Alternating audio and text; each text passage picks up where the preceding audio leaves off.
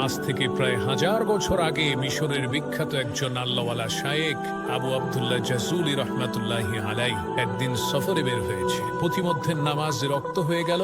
এখন ওযু করার জন্য তো পানির প্রয়োজন। পানি যদি না পাওয়া যায় তাহলে তায়াম্মুম করার বিধান আছে, কিন্তু প্রথমে পানি তো খুঁজতে হবে। তো আবু আব্দুল্লাহ জাজুলি রহমাতুল্লাহি আলাই তিনি পানি খুঁজতে আরম্ভ করলেন।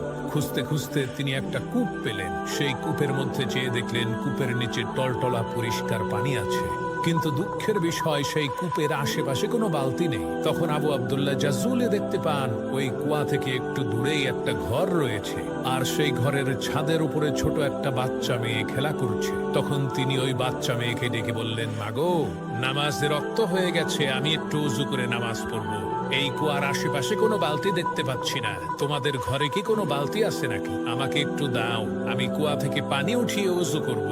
তখন সেই মেয়ে জিজ্ঞেস করলো, মানে আনতা আইয়ুহাল মুসাফির, হে পথিক, আপনি কে, আপনার পরিচয় কি? তখন তিনি পরিচয় দিয়ে বললেন, আমি হচ্ছি আবু আব্দুল্লাহ জাজুলি। মেয়েটি তখন বলল, হায় আফসোস, আপনি হচ্ছেন আরবের সবচাইতে নামকরা বিখ্যাত শায়েখ।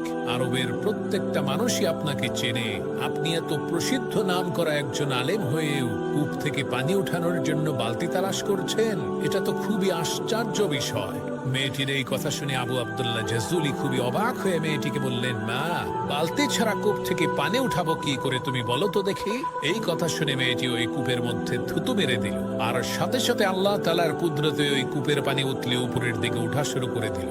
মেয়েটির এই কেরামতি দেখে আবু আব্দুল্লাহ জাজুলি তাকে প্রশ্ন করলো, মাগো, তুমি কি এমন কাজ করেছো, কি এমন আমল তোমার আছে যার কারণে এত বড় কেরামতি তুমি দেখাইতে পারলা? তখন সেই মেয়েটি বলল, হুজুর, আমি মাঠে বকরি চড়াই, আর আমার বকরিগুলো যতক্ষণ পর্যন্ত মাঠে ঘাস খেতে থাকে ততক্ষণ পর্যন্ত আমি আল্লাহর শ্রেষ্ঠ পয়গম্বর বিশ্বনবী মুহাম্মদুর রাসূলুল্লাহ সাল্লাল্লাহু আলাইহি ওয়াসাল্লামের উপরে দরুদ পড়তে থাকি। সুবহানাল্লাহ।